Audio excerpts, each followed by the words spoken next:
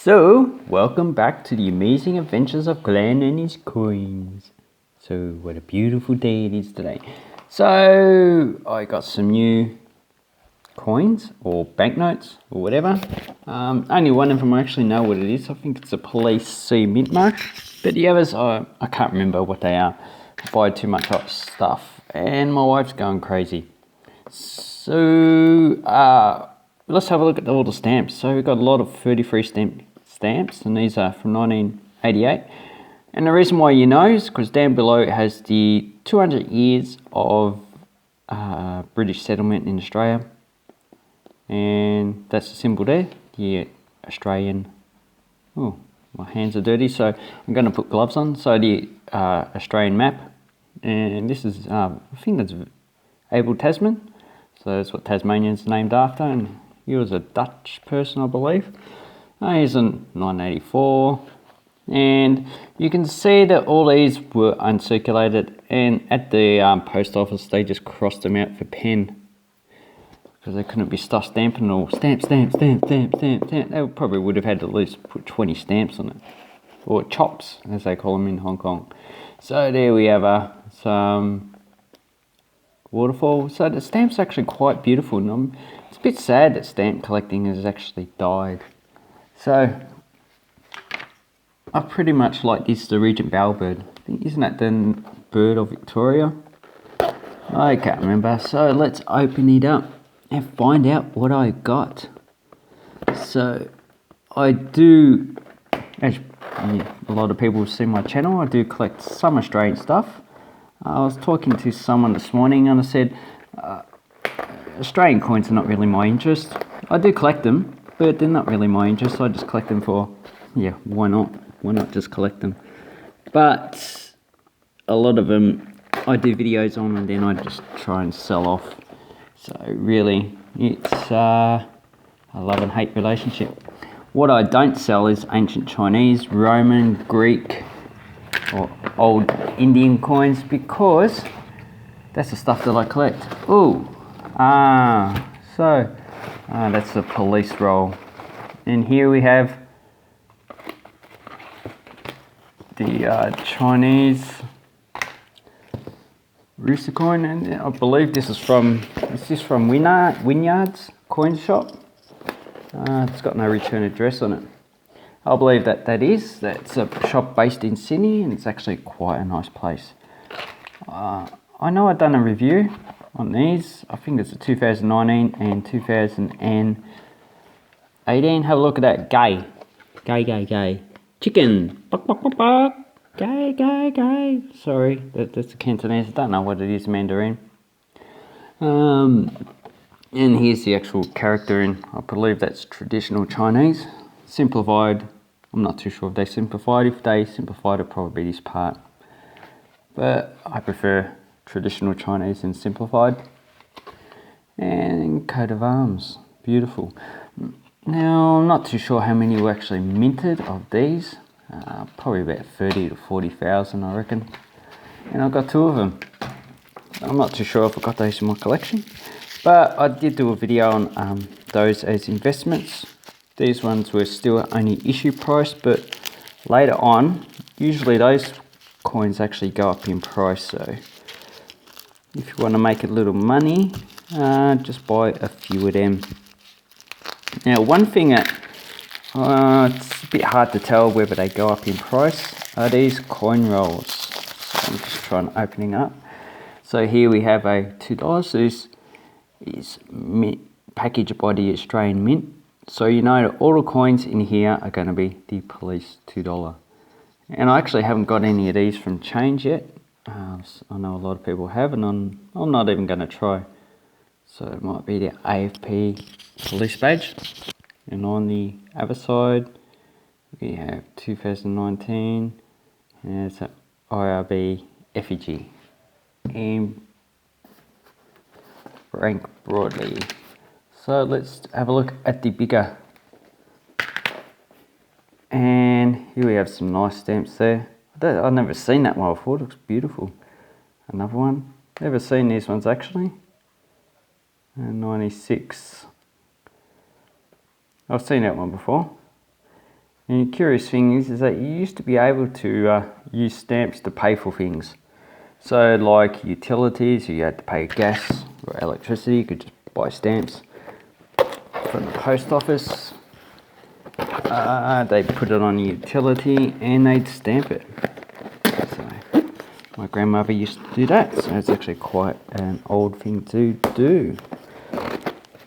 This has been packed pretty good. As you can see, lots of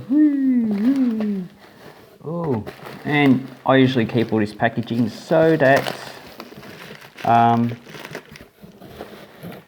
can use it later. Anything else in there? Don't think so. Any invoice? No. So, see, that's a good packaging material. Reuse it, send it to someone else who is actually using it. And I believe this might be another coin roll. These coin rolls, if it's a New Zealand one, have actually gone up in price. So let me just open it up.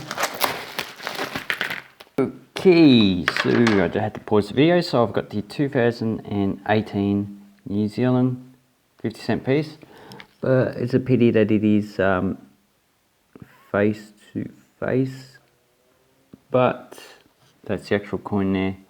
And all these are guaranteed to actually be these coins, even though I believe they actually issued the normal 50-cent coin for circulation. And the other coin I got, which is actually quite nice, this will nearly complete my South African decimal collection. This is a 5 shilling, but this is commemorative, so I need another 5 shilling. And these usually cost about $20 to $30, and it doesn't actually look like it's been cleaned. It's just been stored well. As you can see, it doesn't, it's not flat when you look. It has a rainbow effect, and you see how it swirls around the colouring, the reflection, I mean. That is pretty much an unclean coin as far as I know. So it's nice, and this celebrates 300 years of the first Dutch settlement in South Africa. And as you can see, it has South Africa and Afrikaans, which is a variety of Dutch, and South Africa in English. So that's a nice coin. And the next one I got here you go, Year of the Goat. Okay, Year of the Goat, Lin. And Owlin. No, Owl is cow. Young Lin. God, I keep on forgetting. Stupid me. So it's quite nice. Don't know why I actually got that for. And I know I didn't bid on this, not too sure what it is.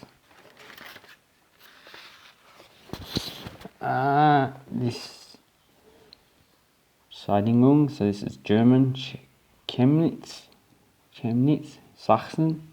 So it's Chemnitz is a city in Saxony, and this is probably, could be Czech, 1900 Jahre. 18 Dezember im Jahre 1900. So I need to actually check this up and see what it actually is. It could be, don't know, 1925.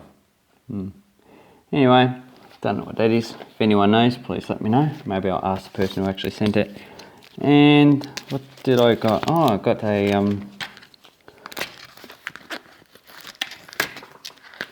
a two Reichsmarks, and they sent a 1979 uncirculated 1 cent. Some people actually do that.